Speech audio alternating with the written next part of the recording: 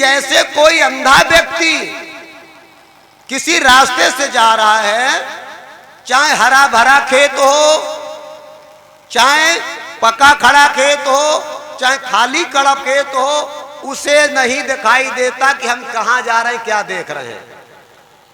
ऐसे ही जब प्राणी गुरु ज्ञान का अंधा होता है, वो विद्वान कितना बड़ा हो जाए। अब ये बात आप विद्वताई की नहीं है, कितना बड़ा विद्वान हो जाए, जब तक उसके पास में गुरु जी के ज्ञान का दीपक नहीं है, तब तक वो अंधा है। प्रेम से बोलो गुरु महाराज की जय। जैसे लंका का राजा रावण ज्ञान में तो इतने आगे था कि चारों वेदों को वो जानता था, लेकिन उसके पास में गुरु ज्ञान नहीं था, उसे कुछ दिखाई ही नहीं दिया। अगर गुरु ज्ञान होता तो उसे दिखाई देता। तो हम आपके बीच में बताने जा रहे गुरु ज्ञान की महत्ता क्या है। गुरु ज्ञान के बारे में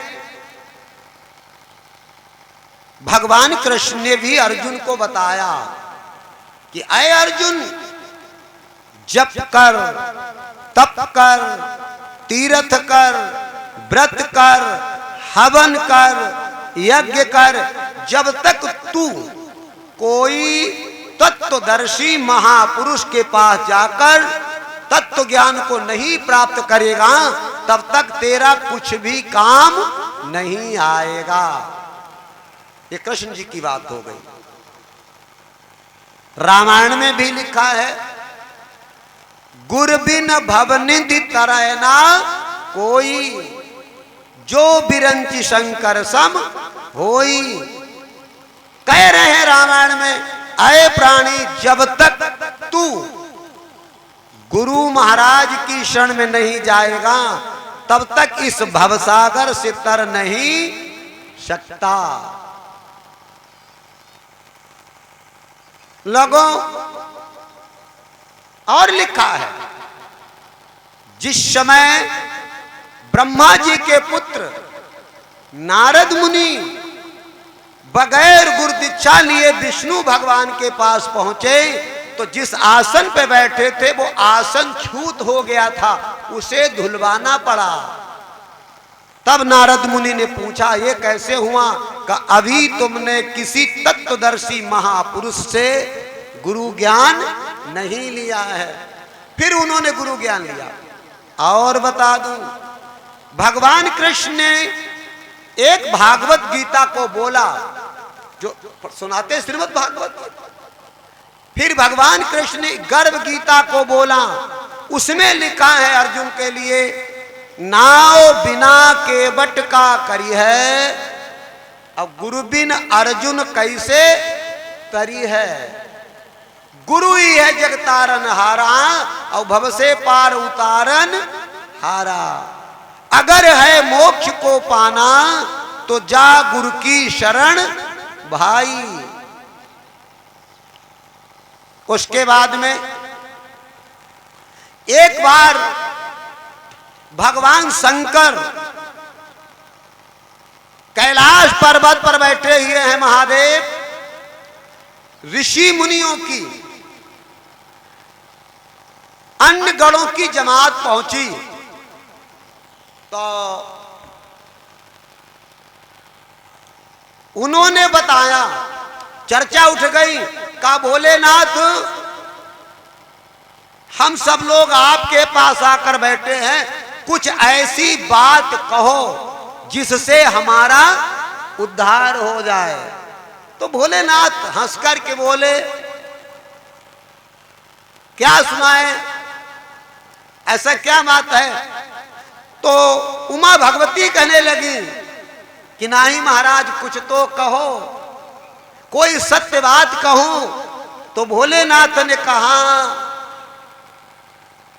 उमा कहां मैं अनुभव अपना, और सत हरि भजन जगत सब सपना।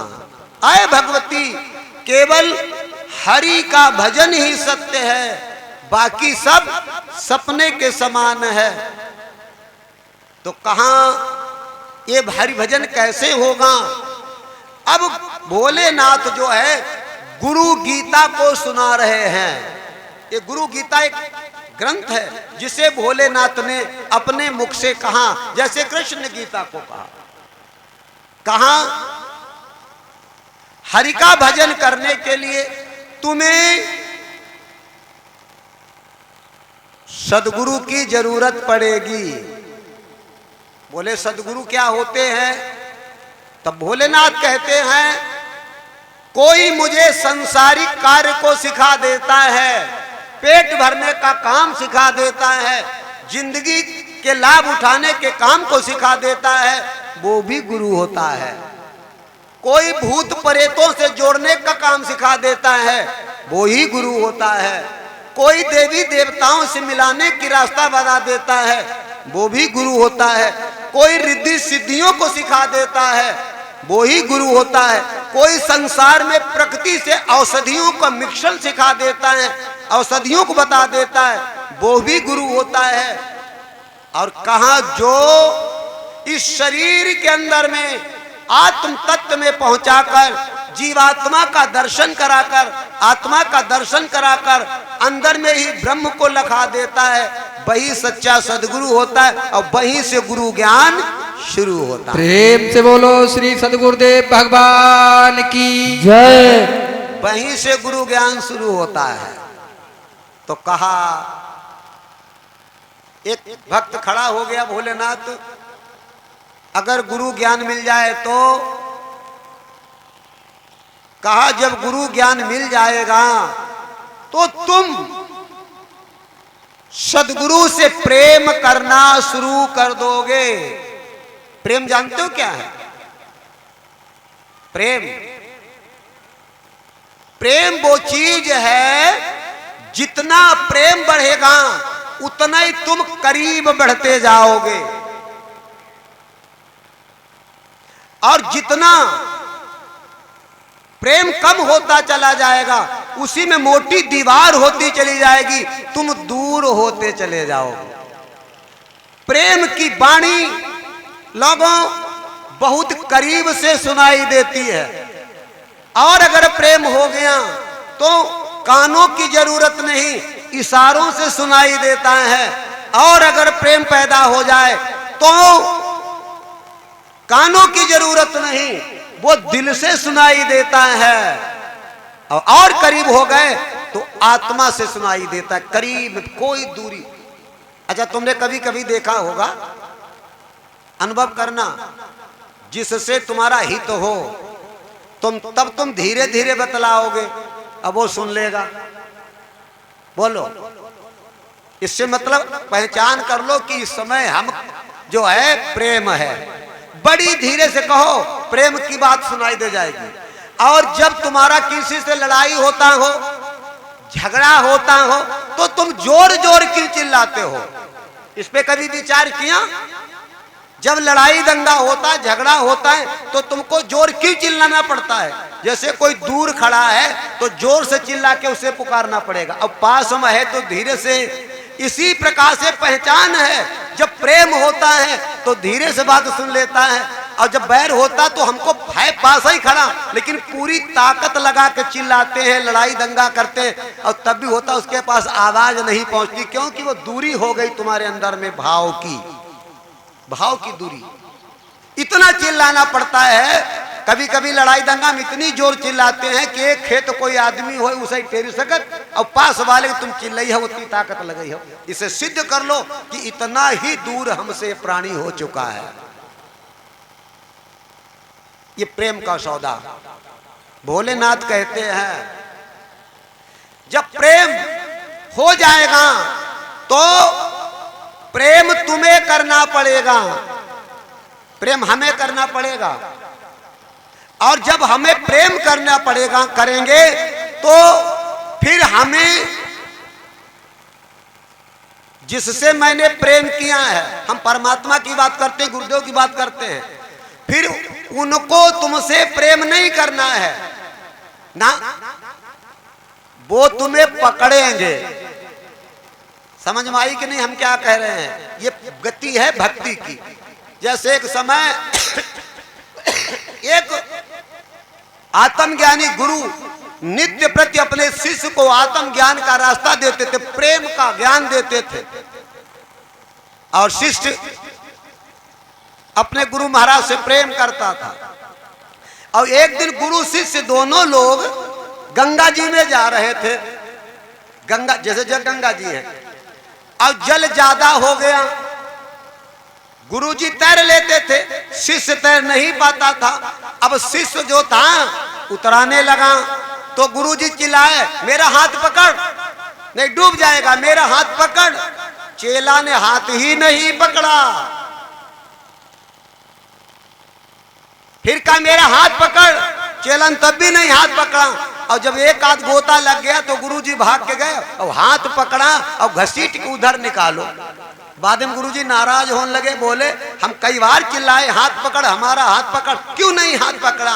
कई महाराज आप ही को ज्ञान दो है, प्रेम करो प्रेम।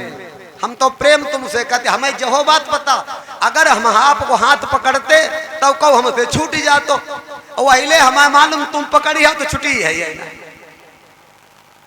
अब हम बहिरारे आएंगे है, तो जब तुमने मेरा हाथ पकड़ा तो मैं निर्द्वंद हो गया, अब मैं डूब नहीं सकता। शायद हमने हाथ पकड़ा होता तो हम कमजोर पड़ सकते थे, बीच धार में आगे जाकर हमें खटका था।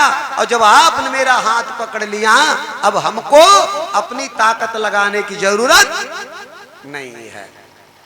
गुरुदेव महाराज की जय। ऐसे ही हमको गुरु महाराज से, उनके माध्यम से, सत्य परमात्मा से प्रेम करने की इस बात को दोहराया है रामायण में, हरि व्यापक सर्वस्त्र समाना, और प्रेम से प्रकट हो तो मैं जाना।